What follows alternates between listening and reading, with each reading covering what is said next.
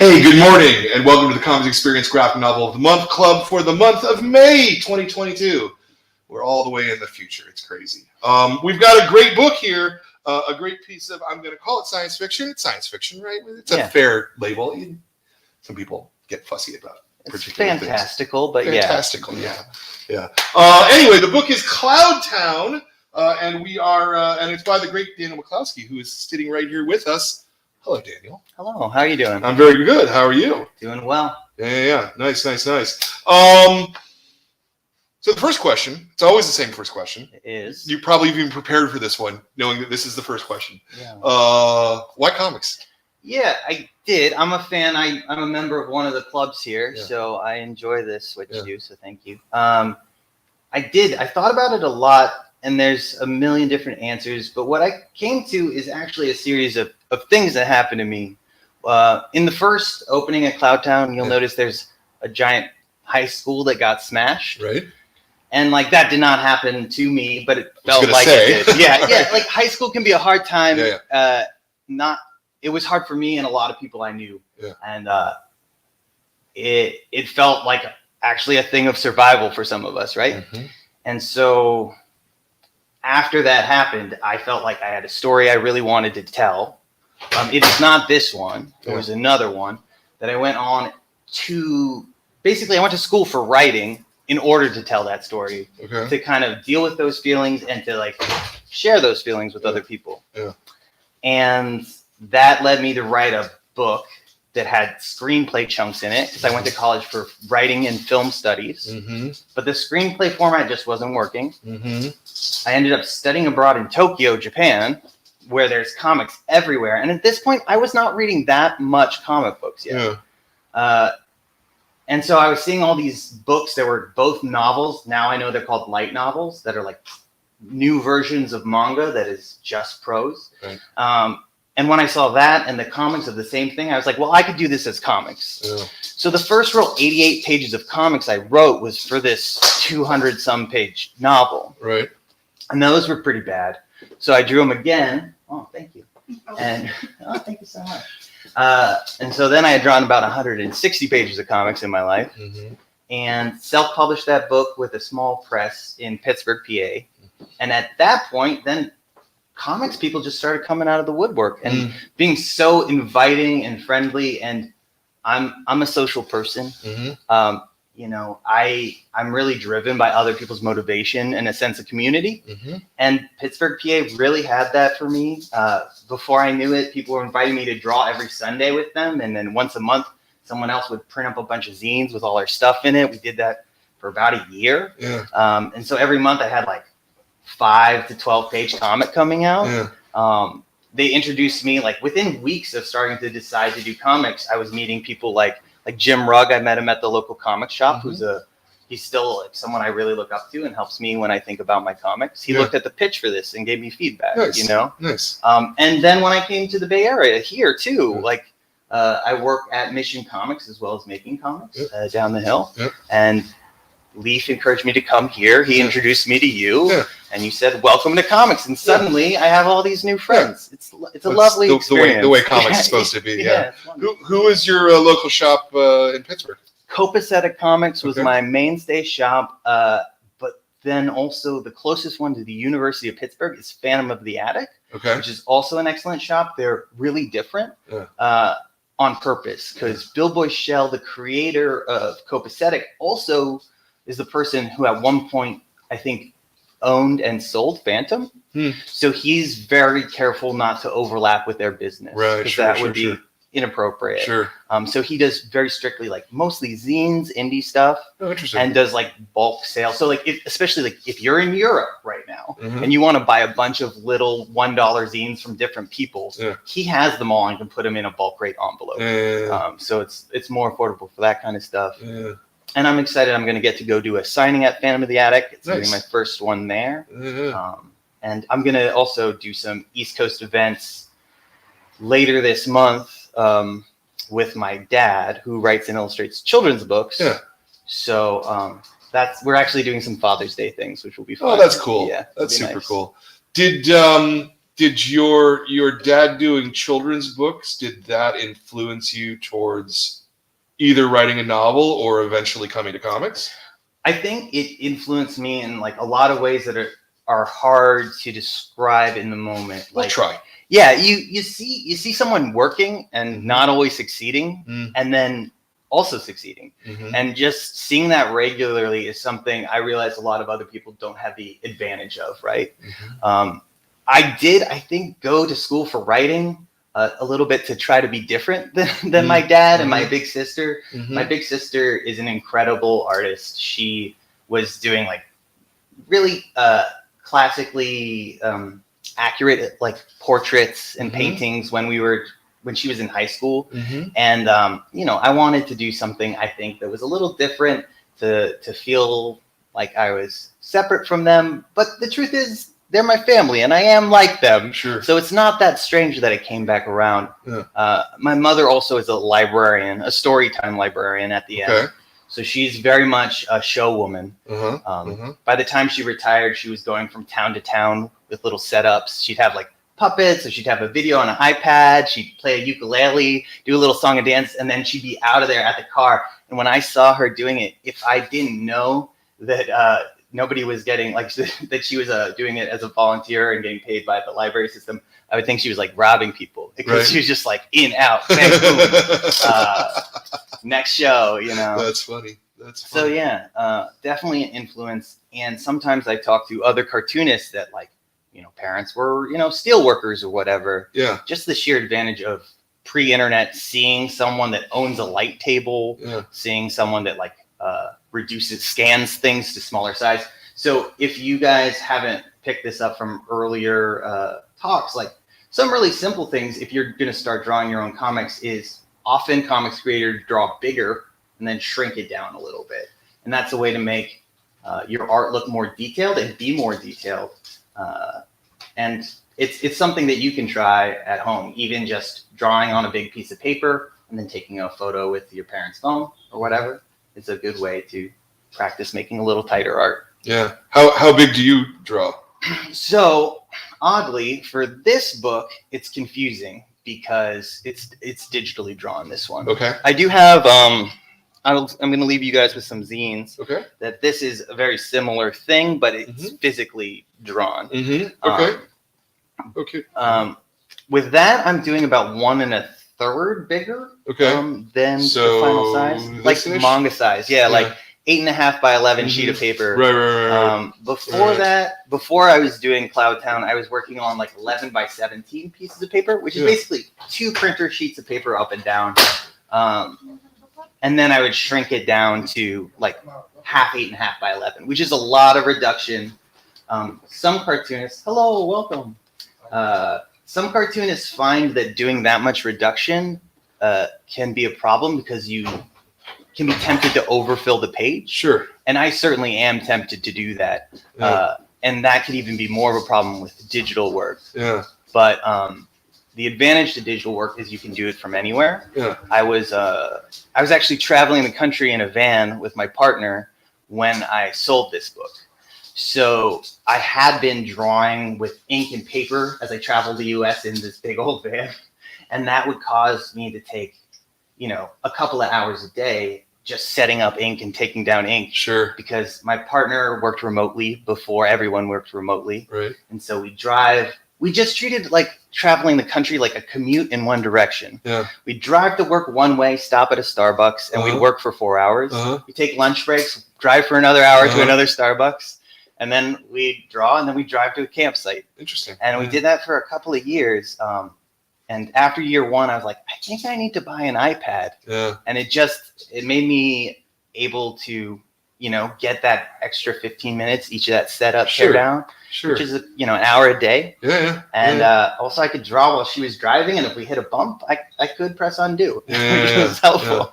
Yeah, no, that makes sense. Traditional comics are made, but like Marvel DC style comics are generally 2 up. Yeah.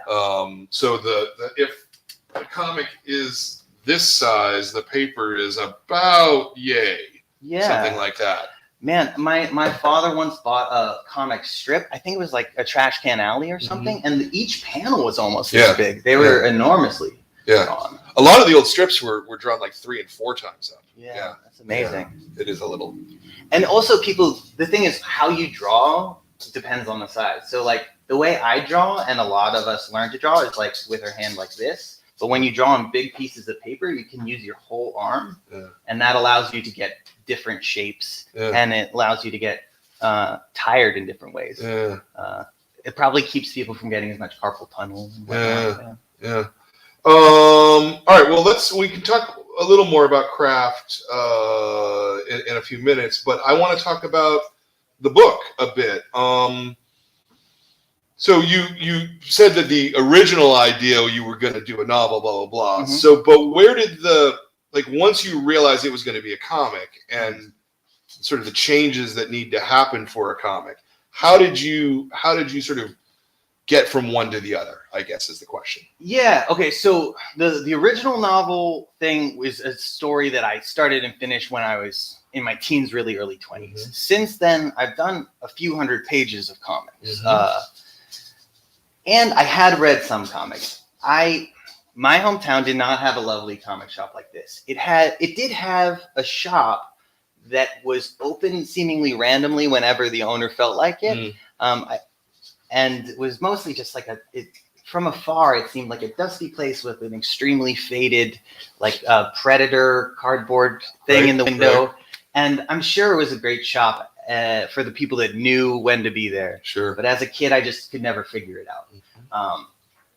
I read ElfQuest because my neighbors had gotten it at the mall, and that was really great. Eventually, I would get a few comics that my mother, when she ended up running the local library, got for the library by like searching on yahoo.com or asking Jeeves or whatever people did before Google was popular for like, what comic books should I have in my library? Right. And that included a bunch of random stuff, including it's like Calvin and Hobbes right next to like Dark Knight Returns. Sure. And so I got a little bit of that. So I was somewhat familiar, and my dad drew all the time. So I just dove in really without thinking of it as a thing I needed to learn how to do, which I think is good and bad. If you or you at home are thinking about doing comics, the first thing to do is just to make one right now. There are probably comics in this room by people your age. We've got a few. Yeah, and after you make one, then you can look at it and look at the other comics that you want to be next to and to be your peers. Try to figure out what the differences are between them and work towards getting those closer. But the first thing, is to just make it. Yeah. Okay. But then how did you put together a pitch for this? How did you do that kind of thing? Yeah. So, right. One thing I found alarming in retrospect is I went to college for writing for 4 years, and no one ever talked about submitting. At all? At all. Interesting. Okay. Except for like applying to graduate school. There's a very like insular at the time. I know that has changed at the University of Pittsburgh. I know some of the people that teach there, and they are much more holistic in the way they talk about writing. At the time, it was much more just about craft and just about maybe furthering your education. I personally never really liked school. I have trouble staying focused, which is part of how I learned to doodle all the time. Right. It's fairly common, I think, amongst cartoon people. So I was not interested in more school. I was barely interested in any school to begin with. Yeah. But the idea of like getting to a pitch is something that I found out how to do after school. Okay. I had been submitting sometimes stuff to little magazines that I would find in Barnes and Nobles. I looked up how to get an agent. An agent, if you guys are unfamiliar, is someone whose whole job is trying to help you sell your books to bigger publishers. And I did not get an agent at all. I submitted to every agent I could find that would do comics, because I was like, this is kind of a comic, my first book, because it had 80 pages of comics, or just weird hybrid sci-fi things. I got one request for a full manuscript by following their guidelines, and it said, if I don't email you back in 8 months, email me again. So everybody that had a list of things like that, I put on my calendar, Right. 8 months away, Yeah. and then I emailed them again. And Yeah. they're like, okay, this person actually reads my... Yeah, sure. Sometimes following instructions is extremely helpful. As much as It really is. rebellious comics people don't always want to Sure. do it, it does get you someplace. But it did not get me through that door. However you feel about the story Harry Potter, there's this image in it where there's platform 10 3/4. If you know where this platform is, it just looks like a brick wall. But if you're a wizard, you can walk right through it. For me, at this point in time, trying to get into published comics felt like looking for platform 10 3/4, but not knowing the address and not knowing if I was a wizard. Right. So mostly just running into walls. And for a maybe pretty even being long on time. platform 9. Yeah, maybe. I have no idea. So I tried to find an agent, couldn't. But there are things that people can't stop you from doing, right? Right. You can self-publish Yep. with your friends. I did a monthly zine. I did a Kickstarter for. I did a monthly newspaper comic where I printed 4,000 copies every month for 5 months in a row. Drew, wrote, printed, carried it on my back, handed it out at all the businesses in Pittsburgh. Wow. And then after that, I got an artist grant to work on another idea, which was the first zine version of Cloudtown. Mm-hmm. At this point, I'm pitching everywhere all by myself over and over again. My friends are giving me nice little blurbs that are people that are in professional comics at this point. And again, a nice thing about comics is people like, me or people that are more established than me are usually happy to look at your book and just talk to you about it. And at that point, an old friend of my mom's son had just started being allowed to get clients at his agency. And the thing about brand new agents is they're a little like brand new creators, where they also need to prove themselves. Working with them is a huge gamble on those people's part. And he was just looking for someone to learn with, it felt like to me. Yeah. And that was years ago, but he reached out to me and I had a stack of things to work with. Mm-hmm. And I knew some things about the comics industry at that point that he didn't. And he knew a lot about the literary industry that I did not know at all. Mm-hmm. And over the course of a few years, we pitched one thing after another. Early on, he was like, of all the stuff I had done, and I had a stack, Cloudtown was the most sellable, he thought, because it's teenagers, robots, like technically cyborgs, but and I said, okay, but I'm kind of working on these projects first. Let's pitch them. And so me and this guy, we described each story, why it was great, who we thought might like it, thought of other books that were similar. We send it out to all the editors that will read it. And then one of the things that's really lovely if you ever get an agent is they consolidate your rejection letters and filter through them. Because succeeding is like mostly failing, like for most people. It's just continuing to improve and struggle. But each time I got a good rejection where someone, editor at a big publishing house, gave good feedback or at least useful feedback, he would give me those. And so for 2 years, I pitched 2 projects, 1 project each year. And at the end of that, I had a stack of feedback about what people thought was working, what people struggled with my work. And I took that all very seriously. And so I went back to the thing he thought was most sellable to start, and I redid it. And I did it with those concerns in mind. And when you say you redid it, you reworked the pitch. You weren't, I know. You weren't drawing it, or you were. I redrew it. I changed the story a lot. Okay. And then And again, are we talking about this amount of pages? Like more? Okay. Yeah. So originally, I was planning on doing it as a zine serial that people would subscribe to as I traveled the country. Yeah. And then he wanted me to do 40 pages and an outline, which 40 pages is a sizable chunk. 40 pages is a lot. Yeah, but it's also enough to prove that you know what it is to do a bunch. Mhm. If someone's gonna agree to work with you to do something that is as big as 200 and some pages, Mhm. being able to start and finish a thing is an important part of that. Sure. So I think as an unproven creator, that makes sense. I know a lot of people submit less. That is Yeah, fine. no, I mean, I would say it's the most commonly people are saying like no more than 10, 12 pages, Yeah. you know, just because you're working for free at that point. Yeah. Right. But I've been working for free for, 6 years. So, Yeah. to me, I don't think it should be standard practice or anything. Mhm. But at the time, it didn't occur to me to think anything other than I'm going to sell this 40 pages as a zine. I'm going to do 40 pages of comics in the next 2 months. Sure. So why not do them for Sure. this, you know?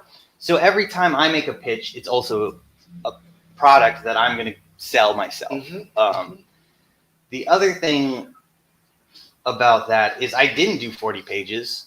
I did 60 pages because one of the things that editors were concerned about my work is they didn't always know that they could trust me that the ending would land. Sure. Because I like things crazy. I like things messy and weird. This book is literally as weird as they would let me make it.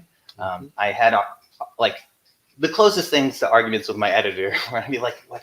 If it's not weird, what's the point?" Yeah. And my editor would be like, "Dan, trust me, it is still weird," you know?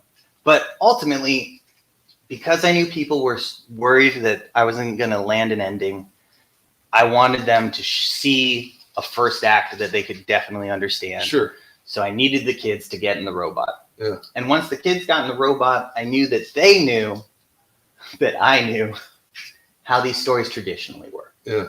The giant robot story is a trope, and it's a fun one that I enjoy a lot.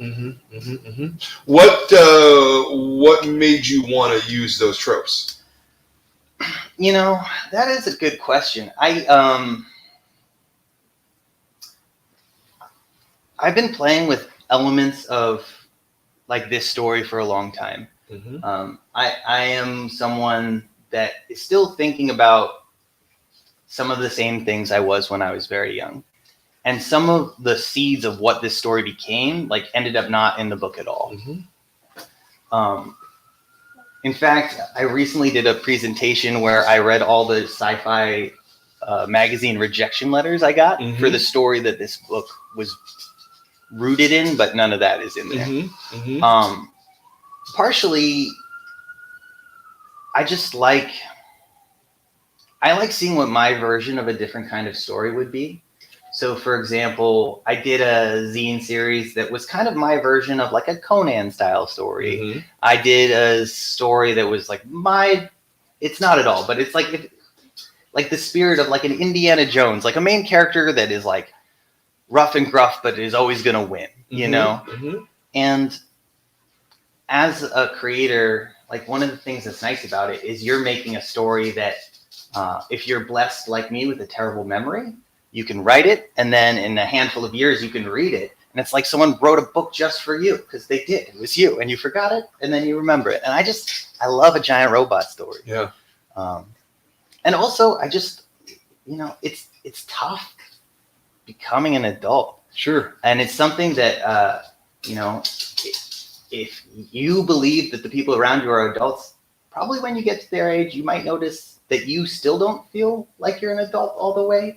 Most of us never quite feel like we're all the way to adulthood. Like there's this magic spot where we'd be able to take care of everything if we just had a giant robot to jump into, And so a lot of, I think the best stories for me are the ones that talk about something that's simple but really deeply true and just gives you and the reader a chance to hold it in their heart and mind and roll around with it in their brain a little bit and just see how thinking about that affects your life right now. Yeah. Because, friendship is important. Sure. It is hard. It is hard to do things that shouldn't be hard. Sometimes we're really bad at just talking about the thing that would just solve everything if we just have a conversation. Sometimes we do things that like the poor Naomi character is constantly digging herself into a bigger hole she's just so angry and doesn't even know she is probably. Yeah. And like these kinds of things are true now. They'll be true in 100 years, but we never stop needing to hear them. Yeah. And it's always nice to just have it in a nice different package in a different way. Like again, like the idea of having this be as weird as it could be. Sure. Like there are a lot of us in this world that don't quite feel like we fit in generally. And sometimes just finding that thing that also feels like, how did it get here? Mm-hmm. How did someone let this weird book in as Target? Or like, why is it? Like, it's enough sometimes to just grab onto something else weird in the world. And just that can be like sometimes almost a flotation device to get you through a tough little time. Yeah. And for comics, they're, short. The creator of Amulet talked about it like almost like a roller coaster ride. Right. A huge amount of investment to make this thing. It is a short experience of joy, hopefully, but that can make a day. Yeah. It can make a good day. Yeah. And if it's a good story, it's something that you can come back to when things are tough and you need that feeling again. Yeah. Hey, come on in, sit down. Yeah. Hello. Yeah. So what, like in terms of your output, page a day, less, more? Yeah. At this point, I've gotten up to 2 at the very fastest, but it felt like it didn't last long. Mm-hmm. A page, I can draw about a page a day, 5 days a week. Right. When I tried to do 7 days a week, I could do that for 20 days in a row, and then my arm would feel like it was going to fall off. I could do 6 days a week, page a day, but then you don't spend enough time with the people you care about. And it's important to spend time with the people you love. So I would say I could do 5 pages a week. Yeah. Reasonably writing, drawing, inking, all that stuff. And this is about 220, so it took you 44 months or so. Sorry, 44 weeks or so. In theory, not quite a year. Yeah, in theory, but it did not. It took me significantly longer than that. Right. In part, remember how I said my agent was just starting? Yeah. It turns out, my editor, who's a very good editor, was also just starting. And like a lot of that stuff is, about growing. And I do think we were growing together, but we're learning how to communicate. So some of those things is I always want more. Yeah. So I drew at least 300 pages of story. Right. And we brought it back down. Okay. And there were sometimes late edits or miscommunications that caused me to go back and redo things. To do things. Yeah. And then, anytime there was a reason that it was going to take longer, right, I'd go back and take longer on purpose. Right.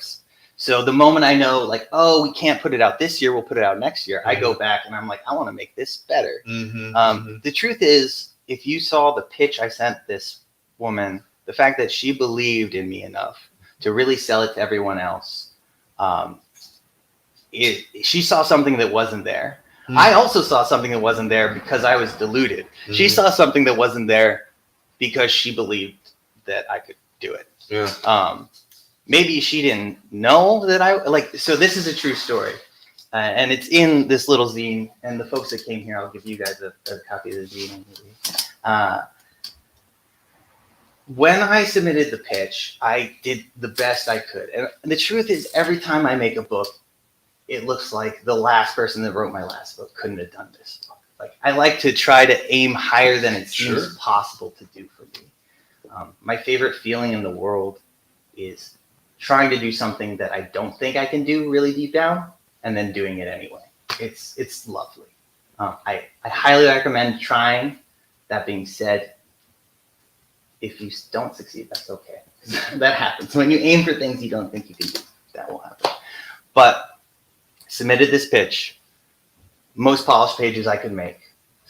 I spent 3 days a page, right? I do a page a day now. I spent 3 days on each page I submitted, and it got to a lot of publishers. One publisher was maybe, this other publisher was like, one editor was like, this seems pretty good, but not for me. Hands it off to another editor. This person's like, okay, maybe next one, not for me. Puts it on a desk. the first day of work of this other editor, she comes to this desk and she's like, I like this. I want to do this. And then she had to convince everybody, like, this is your first day. Are you sure? And she was like, yes. And then she contacts my agent. It's like, this is great. Could he send some finished pages? I was like, I thought they were finished. Right. But I was like, yeah, of course. And I was like, Ed, what does finished mean? Ed's the name of my sweet agent. And he said, smooth lines. I was like, okay, smooth lines, done. When did they need it? Like 3 days. I was like, done. And I just redrew all the pages. And they looked better than I knew I could do. And Wait, how many pages are we talking about here? Just I think I redid 3 to 5 pages. Okay. I didn't redo the whole 60 I was pages. going to say, like in 3 days you redo, yeah. No, I didn't. Right. I'm not there yet. Maybe someday. But no, yeah, it was a good time. And then it's been like that the whole time. Yeah. So by the time I was done with the project, I am guilty of every time something came up that I need to go back and redo things. Right. If I had the time, like this is my first chance at that. Yeah. So I want it to be as good as I possibly can make it in the time provided.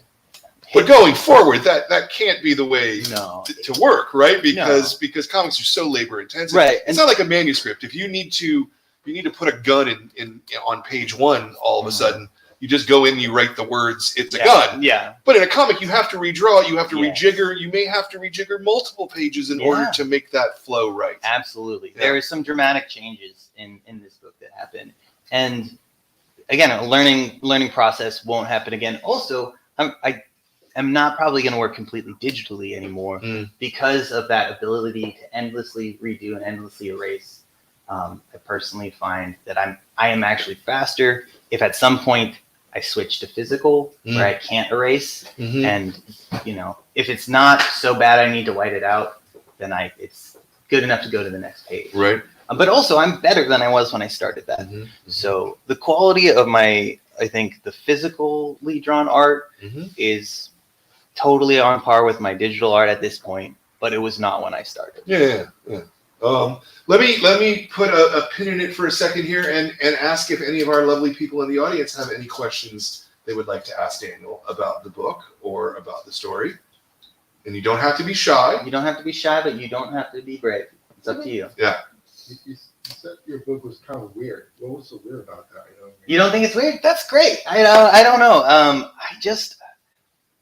The fact that like everything is intertwined, it's kind of a combination of like there's a lot of drippiness in it. The whole weird grub thing showing up for no reason, and then or not for no reason as it turns out, but no spoilers or whatever. Like the cloud creatures. The cloud creatures, yeah. What do you think the cloud is? You know those ones that go through the rip? Yeah, exactly. Do you like the little snail people?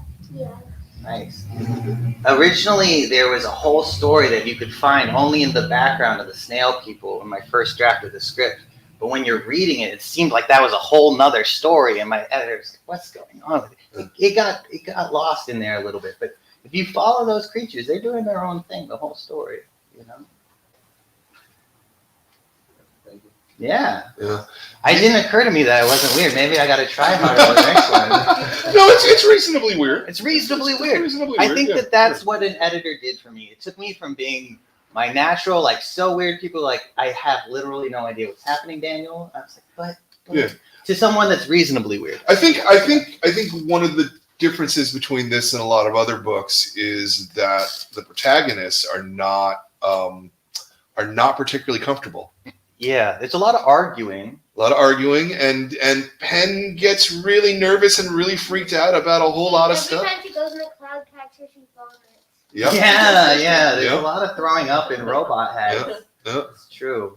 And that's always fun to talk. Like sometimes I meet people that are traditional painters and they're like, you're an artist. I say, I am, but I spent all day drawing someone throwing up in a giant robot head today. So I feel like we can learn from each other. That's good. Do you have a favorite character in there? Yeah. Who? Or whom? I like the cloud creature. The cloud creature. Oh yeah, the weird thing. Yeah. I thought, have you ever seen a sockeye salmon? Yeah. They're so weird looking. I thought that if I put the head of a sockeye salmon on anything, it would just be the creepiest thing I could think of. Then I think it's like another creature.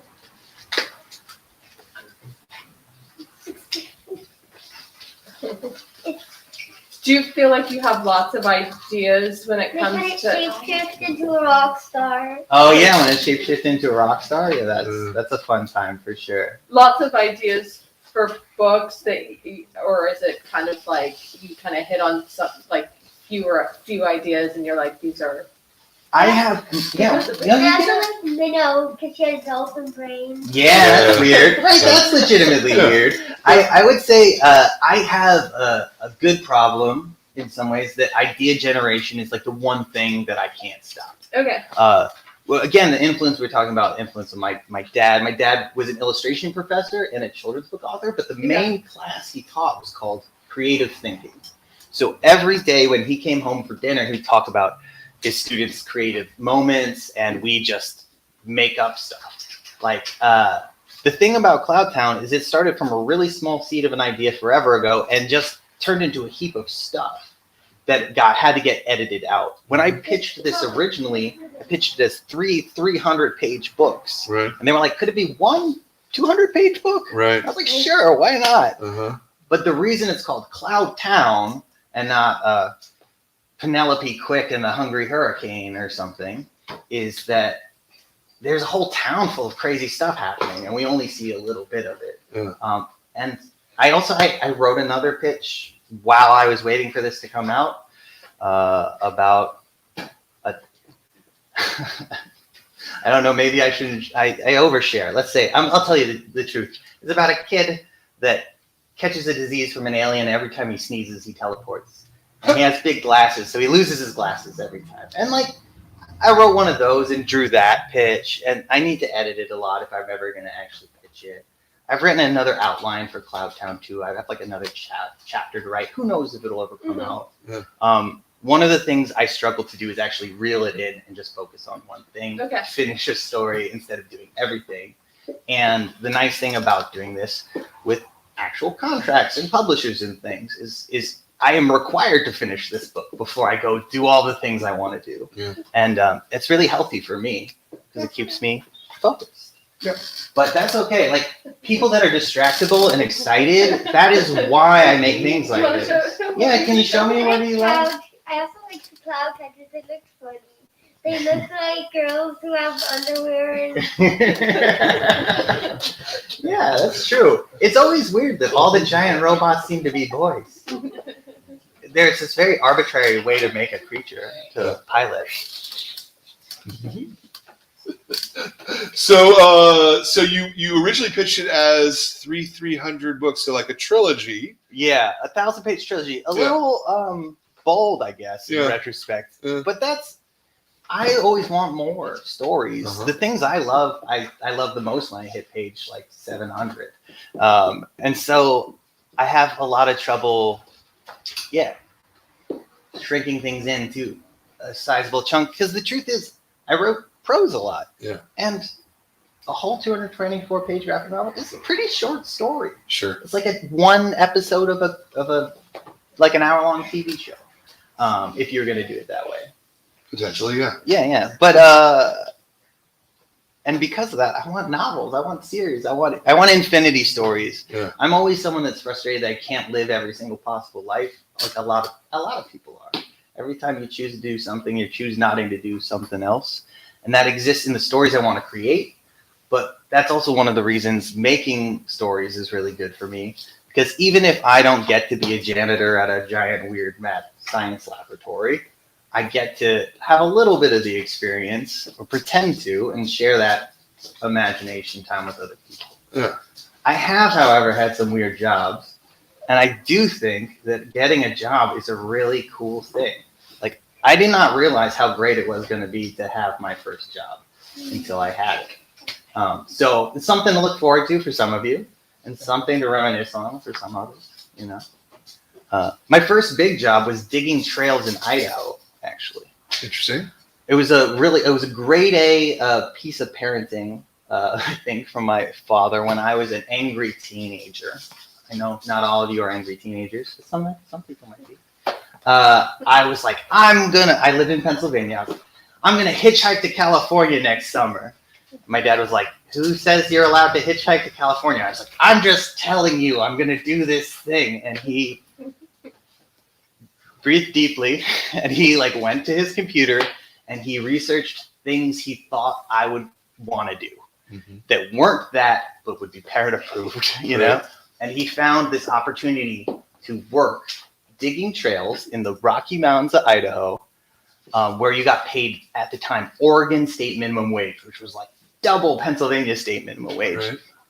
And he flew me out there, dropped me off for 6 weeks. I lived with like maybe 20 other teenagers. We broke rocks, we dug dirt. We worked 9-hour days. We'd come down the mountain to our campsite that we made. We'd cook food on fire. We'd have blisters. We were sweaty. It was hard, but it just felt so good to know that I could go out and do something that was paying for the food. It was paying for the tents. I was taking care of myself. I knew I could do that now. And I physically felt good because it was hard work. And I felt like I was getting better at something.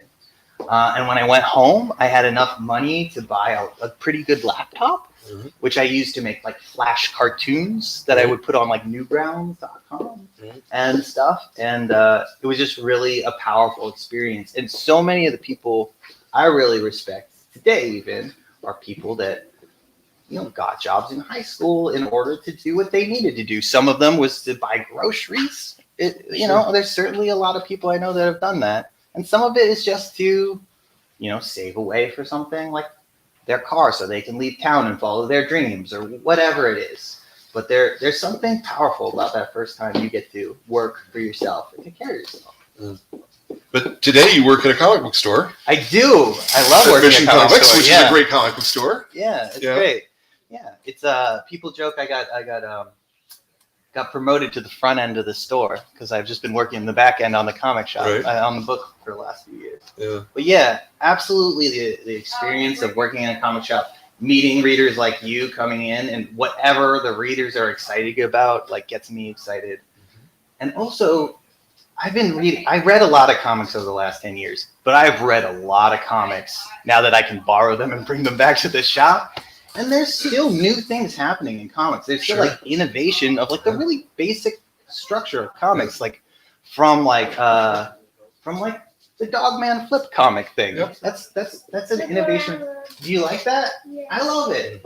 Or there's a recent book. It's a little more adult, but from the Silver Sprocket that had like stickers in the back and posters in the front. But the fact of having an adult book with stickers and posters, it felt like half a cereal box, half a comic book. Now it's easy to forget that that's a power that tangible comics have. It's like, it's almost a game you just have in your hand. And your Tinian, his just, and I guess one of the early Star Wars books, just the beat double page spread title is something that is like really bold in a format where every page counts to tell stories, but it just says a lot, especially in the case of some of these books where the title is almost a pitch, you know, it's almost a sentence right now. So just the way these stories are changing, it's amazing. Yeah. It's amazing to see. Yeah, no, I mean, and comics can be anything that you want them to be. I don't think that that's necessarily as true for other media, you know? Well, you know, I don't know, but I watched one of the big superhero things recently, and it was fun. It was like a very elaborate fireworks show, and it occurs to me thinking about the movies now versus when I was a kid or you were a kid, like they can do a lot more of what comics can do than they used to be able to do. Because of CGI. Yeah, because of CGI. Yeah. It's pretty spectacular. However, like I do think that that's kind of driving comics to figure out even like deeper than providing something that's more otherworldly than you could have experienced before. What else can this thing do that's just a little different? And that playfulness, I think, is one of the things that's coming out of right now. that is, I think, cool. What do you think? Well, at his age, that's all he's seen is comics today, right? Yeah, It's different for someone like me who's been reading comics for 40 something years, and I have seen the evolution of comics and the evolution of storytelling that happens on the page, and that's, as I say, one of the things that I love about the medium is the rules can change, the rules of prose don't especially change. I mean, sure, someone can write a book that's all in lower caps with no punctuation, but not every people don't just start writing books like that, right? Yeah. The one guy did that book, and I think it was Gertrude Stein, actually. Well, sure, right? yeah. I was actually thinking of the wraparound, whatever, leaves on the whatever. Yeah, no, I was thinking of the post-apocalyptic one that's all in lowercase with no punctuation. I missed it. But anyway, it doesn't matter. But the other thing is, the books you love now are going to probably stick with you your whole life. Like, so many of us, the books that we super loved when we were your age, still are that. For us. You never lose that, which is great. Did y'all have another question or two? I can keep going back to my questions, but I just want to make sure you guys have enough time to get your stuff in. How do you pick the color? I thought it was really catchy. When I saw the book, it was like, oh, man, this is pretty good. Well, thank you. I do have to think that is something that the designers really did help with. Like, as someone that's done self-publishing a long time, I was until I got the book back, kind of impressed by how similar it was. Because I'm still basically doing everything. Because you're the artist letter or whatever. Like every page in there, I put together with guidance, absolutely. But when they gave me the book back, I was like, oh, this is that final 5% makes all the difference. Like those decisions, the spot class decisions. The decisions, what lettering, what kind of title to use. I drew that title, but I drew a whole lot of them, and they told me not to use the ones I thought were better because, they know their business better than I do. Also, just the way, like, I chose the colors and stuff, but they made sure the blacks were very black, and because this is instead of a 4-color printing process, this is a 2-color printing process. Little in the weeds, but the cool thing about that is every book in here, pretty much, is 4 colors, which means someone used 4 colors to mix up every color in the book. Since these 2 inks on the inside of this book were made special, there's probably not another exact blue like that in this store. So it gets to be a little brighter, just a little more poppy, which is nice. What was your thinking on doing it as a 2-tone book? My thinking was that I did the zine as a risograph printed zine. So I did it on this machine that is basically an old photocopy machine that you can take out a color and switch the color. So if you photocopy the pages once and then take them out, put them over here, change colors and photocopy them again, you made a very kind of artsy, cheap 2-color book. So I knew if I pitched this as a 2-color book, I would be able to make it myself as a zine, no matter what happened. But then also I was thinking if I want to do a page a day and I can't afford to hire a colorist, this is almost black. Like it would work if they wanted to do black and white and it would work in color. What was the reaction from Abrams about, because as you say, there's very few books out there that are 2-tone. Yeah. My editor liked it. She pitched it that way. One thing that's good for them about that is it makes it a little more affordable for printing the inside, so they can do things like the spot gloss cover on the front. Comics is a weird thing because so many decisions about like the actual finished like product and how it will be made have to be decided early, and then that causes all things to change in the story to fill that box, which is kind of interesting. But they seemed positive about it. The moment I actually knew they were wanting to do it, I suddenly had misgivings because we talked about this. I always want more ideas. I have an endless desire to add more ideas into everything. And I was like, but can we make it turn orange when it goes orange alert? Wouldn't that be cool? I was like, but can we just do it on the digital version if we can't do it on the print version? And maybe someday, if enough people that find this not weird find it and enjoy it, we'll get to keep making books, and maybe there'll be some orange. You should theoretically be able to change a whole signature to be a different spot color. Yeah. But you would have to really plan it out so Yeah. that it's only Right, those the first 16 pages and the last pages. Right. And that, maybe that's chapter, the climax in the second chapter, right? So chapter 2 and 8, the Cloud Town 2 have to be orange. I'll think about it. Well, I'm writing it. I can't be stopped. No promises, but it might only exist in your head and my head. But we're doing it.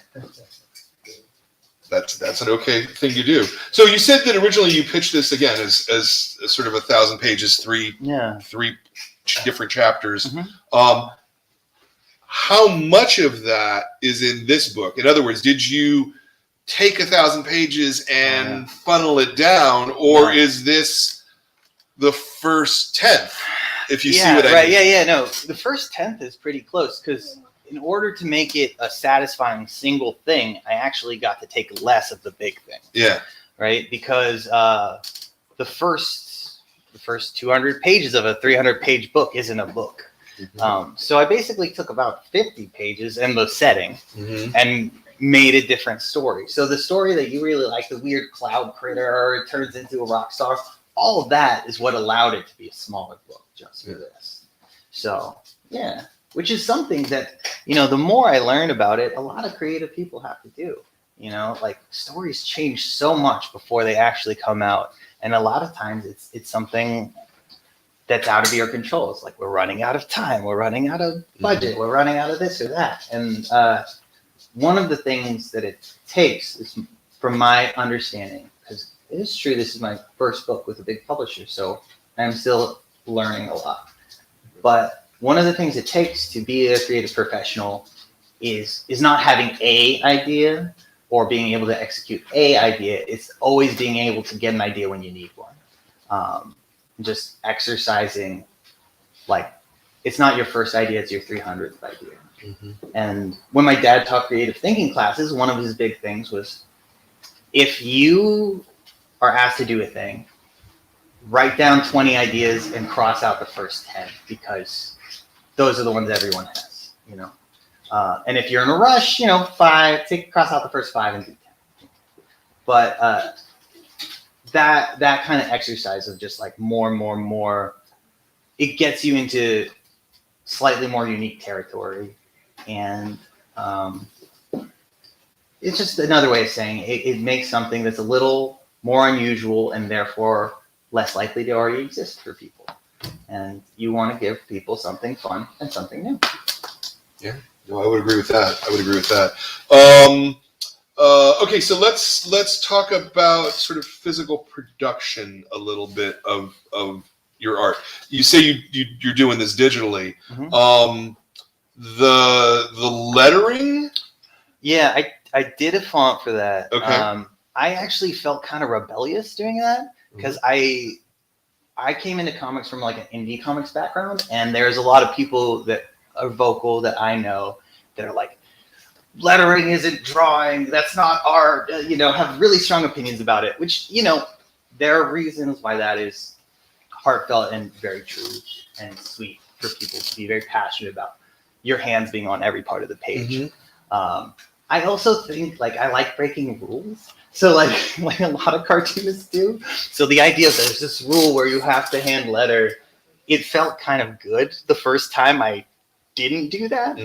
But also from a pragmatic standpoint, I have bad genes, I think. My arm started going bad really early. When I was like 26, and now I'm 35. So I want to...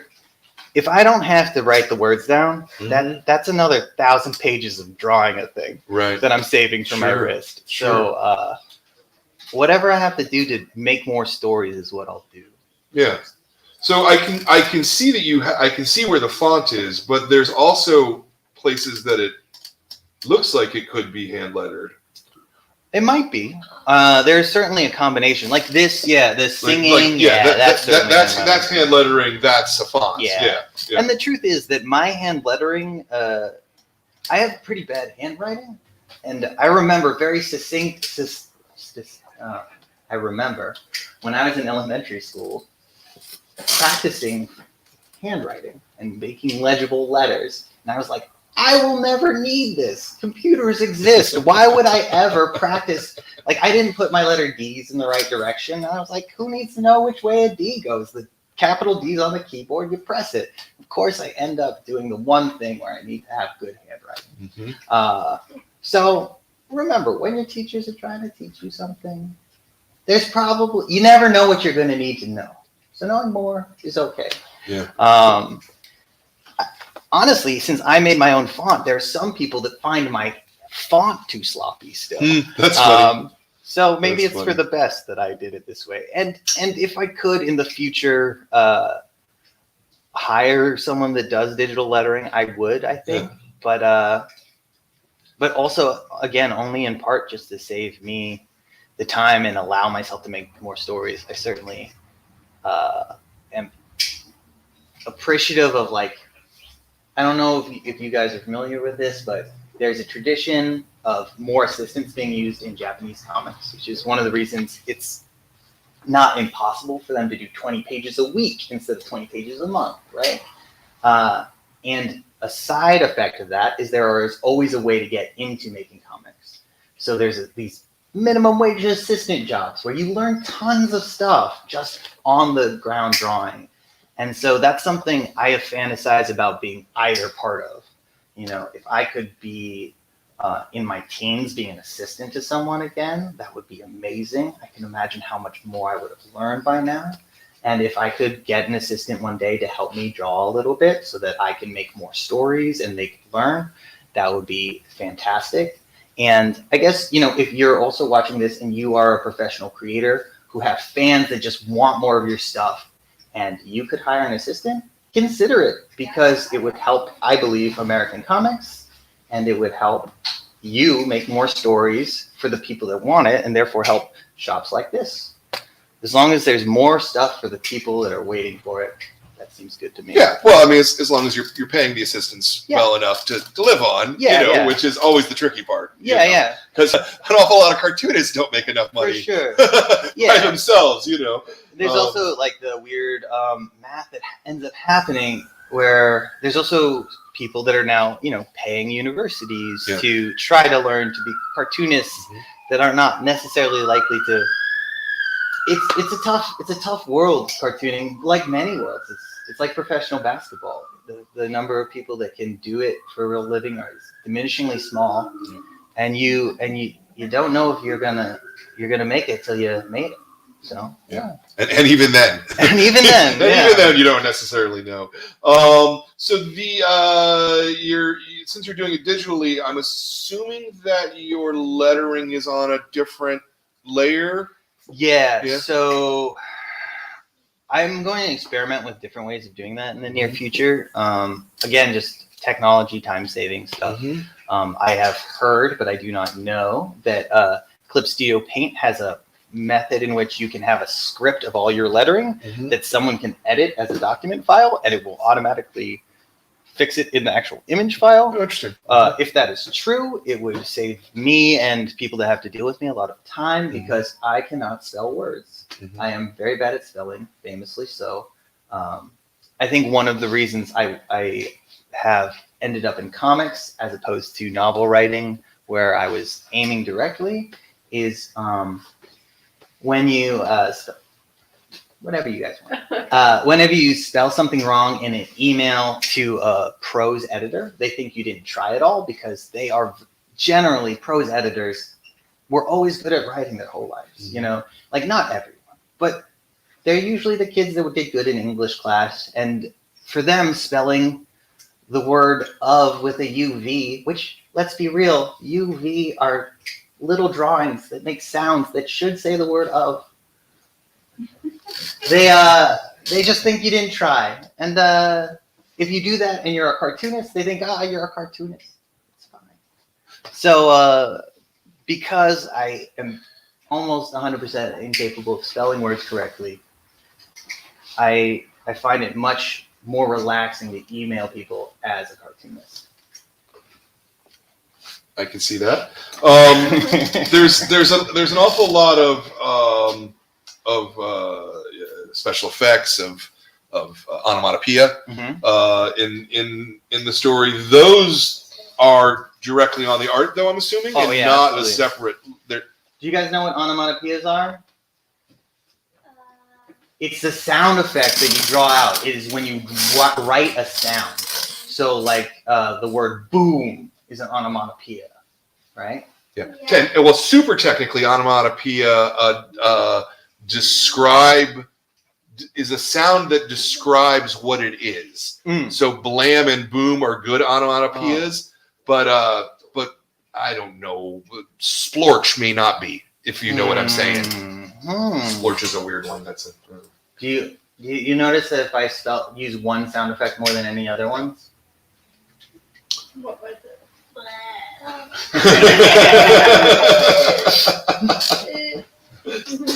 Yeah. I use the word boosh, boosh, a whole lot more than other people. I don't know why. I just like the way it looks. So when you're laying out a page and you're trying to sort of get the flow through the page, right? Because a lot of the secret of cartooning is just getting the eye to move. You know, how do you approach doing the sound effects in that context? You know, I really approach it like holistically.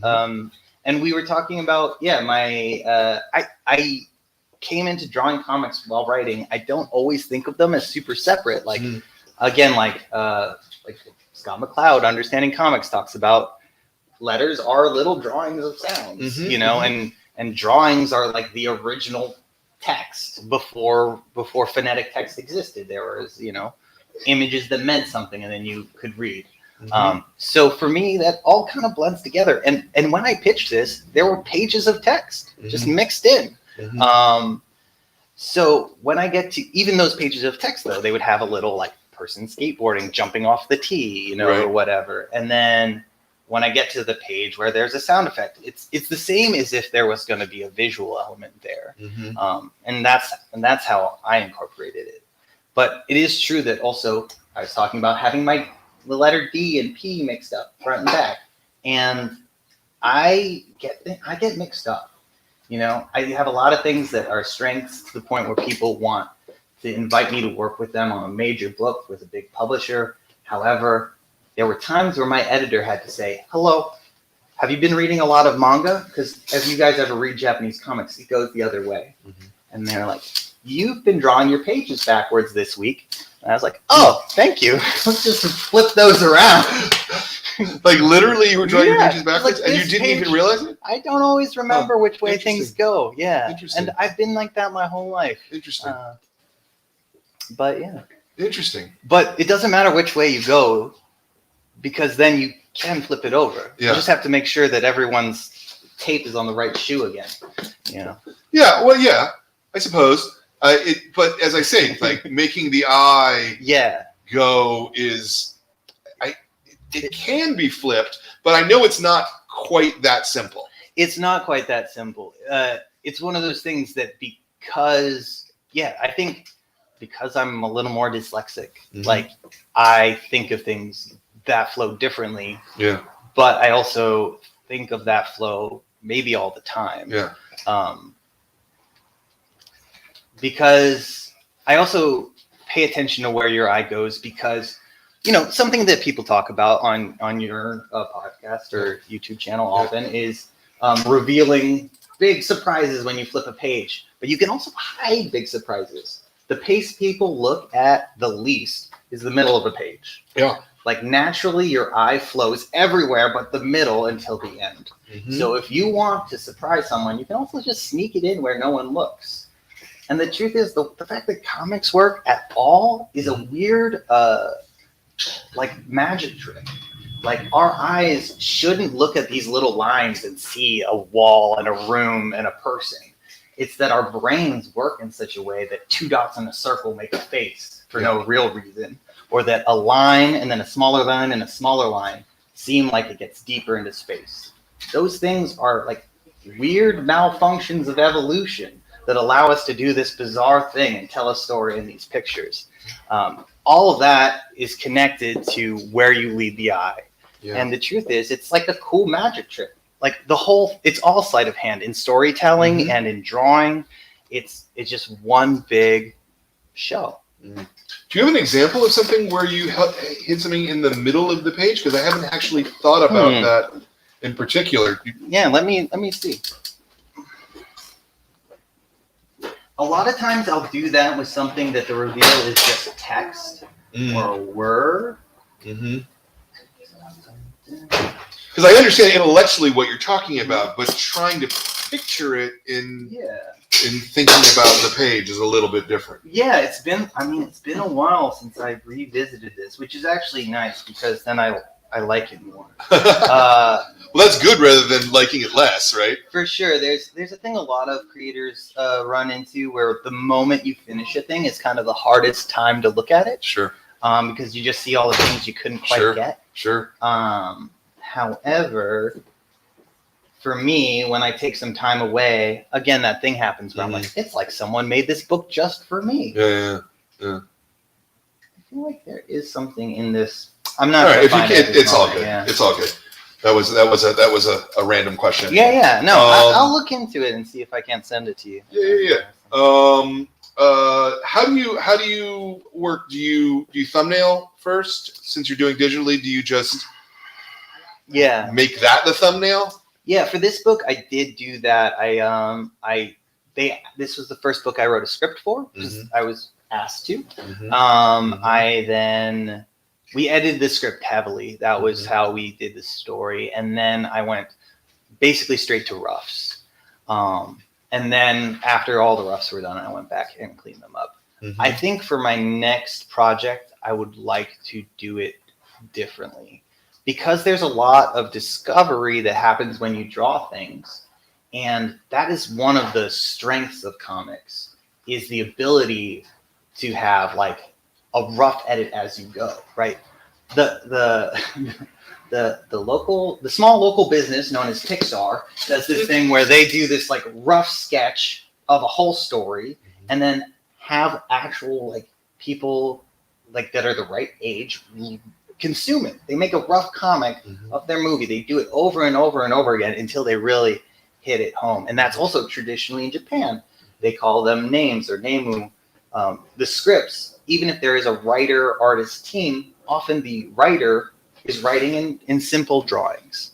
And things like, for example, the coolest kid in school in this story didn't exist in the first script. He just was something I drew someone in line, in a lunch line early on. I put a big arrow, wrote the coolest kid in school because I just thought that's funny to me. And then I was like, a couple pages later, I was like, maybe he actually is the coolest kid in school.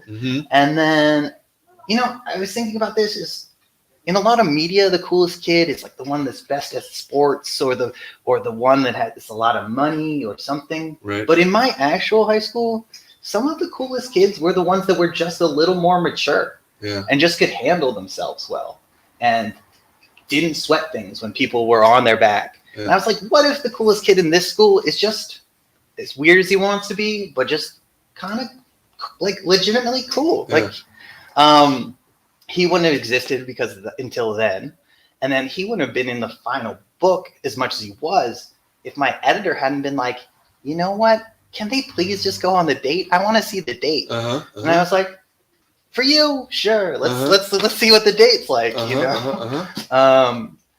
So because of that, in future, I want to go back to what a hybrid of what I did for this book and what I had done just when I was doing zines myself.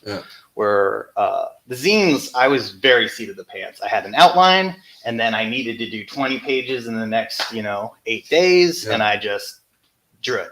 I would like to script fairly tight, outline, fairly tight outline, edit it with other people involved, do some good finished art for every kind of scene there might be in style, and then loosely draw the whole thing as the actual script. Yeah. So when something funny or surprising shows up, like maybe in the background, like one of those little snail creatures falls down a hole, maybe someone has to go find him later, or maybe he has something important.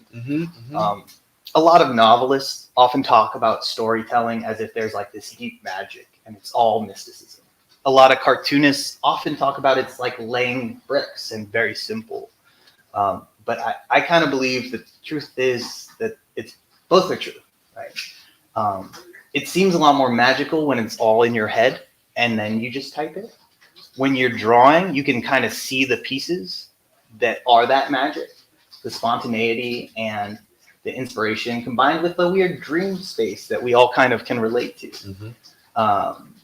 So I do feel like that method moving forward is one of the unique strengths of comics that I believe is a mistake to run away from. Sure. Yeah, no, because it seems to me that it's hard to keep spontaneity going when you've delineated it so much. Yeah.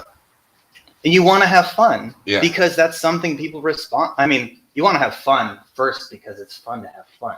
It's easy to forget that it's okay to just enjoy yourself in life, right? Like even when like Penn is dancing at work, you know, it's okay to dance at work if you're still mopping. That's okay, you know.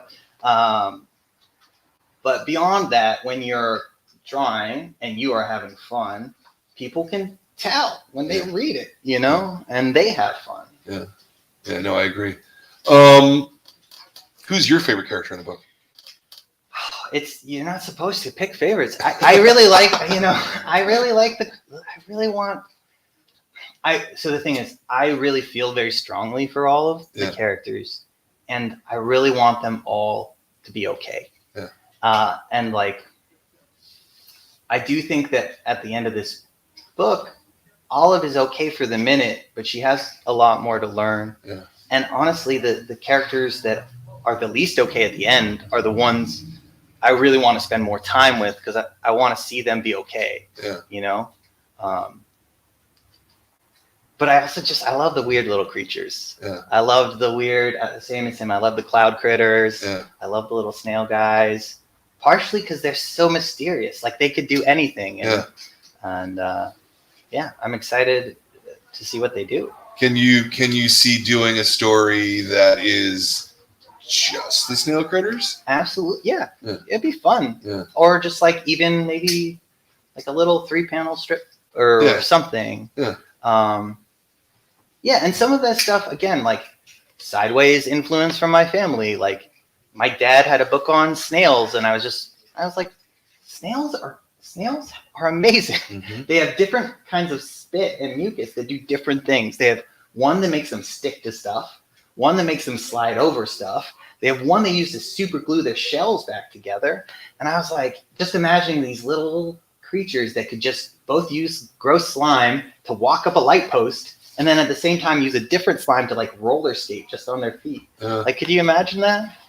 Seems a little insane, Just imagine if you could, like, what a cool, weird superpower snails have. If they were just faster, why shouldn't all they do? Did you have any other questions yourself? No. Very good. Thank you so much for coming. Just making sure.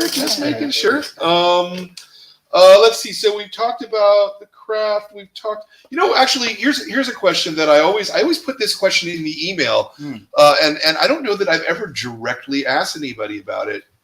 Is it difficult for you when you got the blank page, or just the blinking cursor? When you're writing that script, like for sure get started. Talk about getting started. Well, my advice for anybody that's having trouble getting started is like it doesn't sound helpful, but it is just to like literally start. It's in my experience like insecurity based, and the truth is once you get anything going, it is fine. It is an imaginary thing you're making. There's a lot of famous novelists that re-quote each other. and one of the common quotes is, writing a novel is like driving home in deep fog with your headlights on. You can only see as far as the headlights, but you can make the whole trip that way. And so the fact that you do not know where you're going is okay. Maybe you're in a parking lot right now. Just get going. You'll find the exit. You'll get on the highway. It's fine.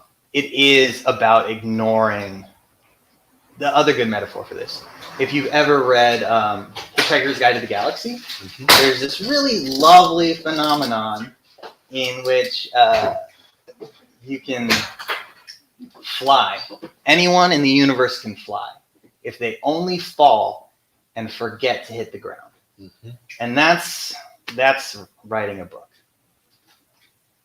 And is you feel the same way about doing a comic? Are they the same in that? Okay. Yeah, when I say writing, I literally mean both. Like, that's totally reasonable. I used to run a writers co-op in Pittsburgh. Yeah. It was called the Cyberpunk Apocalypse. And over 6 years, we had like 46 young people live in this house at different times. Some of them were cartoonists. Some of them were writers, poets, whatever. And we were always called Cyberpunk Apocalypse Writers Project, even as more and more of us were doing more and more comics. And just to me, it's not a real difference. I mean, I understand that pragmatically it kind of is, but I struggle with the difference somehow. Yeah. Well, I mean, it seems like the difference between prose and comics is in showing. Yeah, it's right how versus internal, telling, right? Yeah, I mean, I don't know. Here's just like flipping through the book. There's a sequence where an alarm goes off, and then as part of the panel, it's clang, clang, clang, clang, clang, clang, clang. Right. In a book, you would not write clang, clang, clang, clang, clang. I mean, you could. Right. Yeah, no, but more likely you're going to go, an alarm goes off. Right. And let the reader figure out what that is. Yeah. Whereas in a comic, you can't. There is no letting the reader figure it out. The reader can interpret. Yeah. Right? Yeah. So you are absolutely correct. I wish books had more clang, clang, clang. My dad, right? He does kids books now for Toon Books. So they're technically kids comics. And people ask him, what's the difference between a children's book and a children's comic? And what I told him, apparently, when I was about your son's age, is I said, oh, I want the ones with the words on the bottom. Those are the children's books, the words are on the bottom. And sometimes the distinctions we make, because we need to, categorizing things makes it easier to find what you want. And that is reasonable. Like, you come into a comic shop because you have an expectation of what you want. It also weirdly forces things apart. Yeah. And so there was a time where, again, all writing, like were either illuminated manuscripts where one monk wrote it by hand and there were drawings and pictures and little flowers, or they were like something that some guy in town put together. It's like a fish and a wave and an arrow. It'd be like, this is the spot, go fishing. And at some point, like post letterpress printing, I assume, we got pushed apart, and that is fine and that is good. But I'm someone that, like, some people keep all their food separate. I'm a one bowl kind of person. And so that is why this book had so much text in it, and then it got taken out, in part because there's an audience that's used to mostly doing pictures without a lot of words. Sure. And there's an audience that's used to doing a lot of words without a lot of pictures, and they don't always do great reading each other's stuff right away. Yeah. And that's fair. Yeah, I just you're not wrong. You are right, in fact. However, I just wish there was more prose books with big clanks in it. Sure. And more. I was obsessed for a short while about this idea of maximum story. It's like the most amount of story you could fit in per perceived minute, right? Yeah. And like that is something that comics has actually more power to do than prose, because all comics have chunks of text, and the way you want to interpret that is different. But dialogue is way faster in things like screenplays and prose. dialogue is murder in comics. You got to really be inventive to make it work. And there's, again, innovations happening that make it more functional, because it's both an intuitive thing to read a comic and a learned thing. Like a lot of the manga I've been reading use more of the tiny faces inside a word balloon to get a little more dialogue done, and also allowing a second expression or a second emotion per panel. Right. And also allows that panel to be bigger and breathe more. And that's something that's a taste choice, but also like a comics technology that's new to me. You know, and so I do think, again, as far as medium power goes, comics has the advantage because it's built to adapt page by page. Well, prose does have a significantly rigid format, you know. Yeah, and at the same time, though, it doesn't matter for most books. The font size, the column, you know, borders or whatever. You can reformat those things. That's one of the reasons why people like reading prose books on tablets, converting to audiobooks, right? But it's much harder to get prose books working right on. Comics working right on tablets, because the boundary of the page is such an essential part of the language of comics. Yeah, that's true. It's everything has a cost, right? And it's, are you adaptable in your method of delivering? Or are you adaptable? Well, they're both in the method of delivering. Are you adaptable in the way comics is, which is adaptable? Each page could be anything, you know? Or are you adaptable in that you can cut and paste and put it everywhere and be audio and whatever, which is strength, you know? Comics are great. Gosh darn it. So what's next? I got one pitch that I need to re-edit. I got another pitch that's chapter away from being done. I probably will be doing some stuff that is whatever comes out next, because there's such a big gap between selling a thing and making another thing. I will be probably regularly producing stuff on the side that I can give away for free or for cheap. This zine that I'm going to give you guys a copy of, and you guys sell zines online here, so this will be available for sale here if you guys are interested. It's just the story that's also free on the Comics Beat, Failing to Quit. It's the story of me becoming a cartoonist, and like a little Cloud Town teaser. This is the kind of thing that I was just doing on the side when I had a little bit of free time. I'll be doing stuff like that. You can have the email list. We'll get you some stuff just on danielmccloskey.com or beancanbooks.com. Both go to the same spot. The hope is to do, instead of 5 pages a week for whatever book I'm doing for sale, do 4 pages a week for them, 1 page a week for you, and just chug along. Try to enjoy the balance in life of selling comics. There's so many great stories that I did not make coming out every week, every month. It's been incredibly wonderful in this very intensely humbling way to work at a comic shop, because there are literally thousands of books made by thousands of people that have been working so hard for years. Every single week, they're coming out. So there's no lack of things to enjoy. And so I am going to try to enjoy delivering those books to people, as well as making my own work. Have you, now that this is out, have you gotten any interest from more traditional comic publishers? You know, it's very new. I feel like I have heard very little yet. It's been out like 3 weeks or maybe more, maybe less. And I'm about to do my first little tour and things. I don't know. I feel like there's we liked it enough to make it. Thank you so much. I absolutely appreciate it. And it's not just because you work at you know at Mission Comics, you know. I absolutely appreciate it. I do enjoy the writing aspect a lot as well.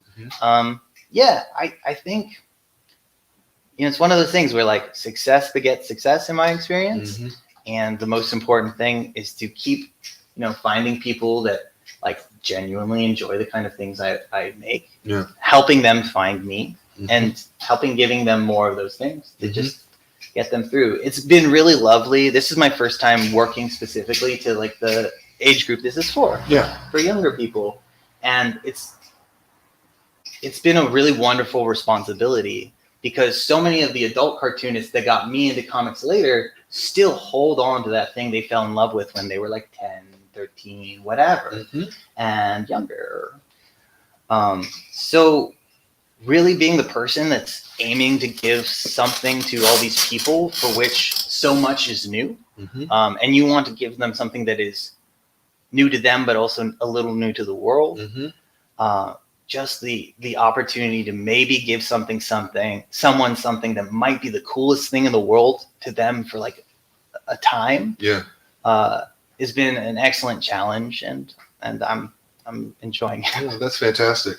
All right, well, so and you've pitched Cloudtown too, so I haven't. you haven't even pitched it yet. No, Okay. I've been writing. I've been waking up and writing a couple, like 1,000 words before work. I see. Okay. And I haven't, I haven't finished the third to last chapter yet. Has the editor like shown any interest in that, or have they come to you and gone, "We want more"? No. Or they're like, "No, that's it, buddy." No, neither. The thing is, they're a business, and they'll see if I keep selling it, right? And I'll keep if I keep selling it. I own the rights, so like worst case scenario, like it may be such a case that I sell something else, and the 1 page a week that I give away is continuing this story for the people that love it as a way to just give them what I would want if I was a fan of this story. Sure. And either way is fine with me. I'm just trying to put on a show. Yeah. I'm just having a good time. Yeah, I dig that. Yeah. All right. And so then, speaking of putting on a show, we'll go to the last question, and it's always the same question, just like the first question is always the same.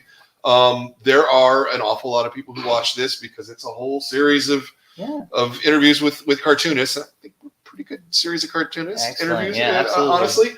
And there's people out there who want to make comics. Yeah. Some of you people want to make comics. And they don't know how to start. They don't know what to do. Right. You said it earlier that you just do it but if there was something a little deeper in there, what would you say? I'm gonna refresh the first one and then talk about. Okay, so first, the basic is just literally do it. It is okay to copy things. It is okay to YouTube search how to draw a cloud if you want. I actually did that after finishing this book, and my girlfriend walked in and was like, "Do you know the Cloudtown book? You've been drawing that for years, and now you Google how to draw a cloud." I was curious what they would say. But it's okay to look for help in the most basic ways. No need to be proud. It's okay. Just one step in front of another. Headlights, basics. The other thing is if you're trying to write a big story, take the smallest chunk you can. If you've never written a dramatic plot, there's one short little piece of advice that gets misquoted by, again, many, many hundreds of authors from Stephen King to whoever. And that is to write a story, you take a character, you put them in a tree, you throw rocks at them, and you get them out of the tree. And that is vaguely a 3-act structure. It's okay to do that. The Neil Gaiman advice is really excellent. If you do want to be a career creator, I have been fortunate enough through my work at the Cyberpunk Apocalypse Writers Project, where I met, 50 to 100 young people just making zines, just doing it, just starting. And it felt kind of impossible that any of us would be published. And now a good chunk of us are. The truth is, if you keep making stuff, you finish those things and you put them in the world while trying to always be better than the last thing, you get somewhere. You don't always end up where you think you will, but you move along the road of life. So do that. Enjoy yourself. It's okay to have fun. Yeah. And I think that's about it. Love it. I love it. I think that's great, man. Well, the book is Cloudtown. If you're sitting at home with nothing to read, you're looking for a good piece of science fiction, something really fun, something a little strange. but something with a lot of heart. This is a great book, and I thoroughly recommend this. And if you happen to buy your comics copies from us, you don't have to. There's many comic shops in the world. You should support all of them. But you also will get a signed thing of stickers, which is really super cool. That's a little extra cool bonus. There are very few of them left in the world at this point. Yeah, a lot of them ended up in our copies Absolutely. of our books. So yeah. Thank you, Daniel. Little bit of new business. Next month's Kids Club, we're going to be interviewing Kat Ferrar. I think it's Fajardo. I think. Well, I'm going to ask her that before I speak to her, so I don't say it wrong on camera next time. For Miss Quinces, which is a really good book about a quinceanera. I probably pronounced that wrong too. It's a very exciting book in part that it came out in both English and Spanish at Yep. the same time in America, Yep. which is relatively rare. Yep. So yeah, definitely worth a look for sure. Yeah, for sure. And then the next month's Adult Club, which will be this next Sunday, and it's going to be Sunday morning because Anneli Furmark is she Swedish? I think she's Swedish. Anyway, it's international, so we have to do it on a Sunday morning rather than a normal Wednesday night. So the book is Walk Me to the Corner, and this is a really smart book that is, you guys are going to, not the Kids Club members will love, but people who love comics will love this book. And so those are the next couple shows coming up as well. I want to thank all the members of the club for letting us do our things. I want to thank those of you who showed up. Thank you for coming, buddy. Yeah. Really appreciate it. I want to thank my son Ben for running the show. I want to thank Jordan for being our producer. I want to thank Kat and Kelly and Katie and Ava and Max for helping me run the store, because if they didn't do it, then I couldn't certainly sit here and interview cartoonists. I want to thank everybody who makes comics. I want to especially thank you, Daniel, because we wouldn't be here if it wasn't for you. Well, thank you so So, much. You've got a lovely store. Do stop on down. Love it. Thanks very much, and we'll talk to you next time. Thanks very much for watching this episode of the Kids Graphic Novel of the Month Club. If you enjoyed what you were seeing, please subscribe and hit the bell up in the corner. We'd like to invite you to join the club. Every month you'll get a great new book curated by our staff, and it's a fantastic program. So please join. That address is running along the bottom right now. Thanks very much.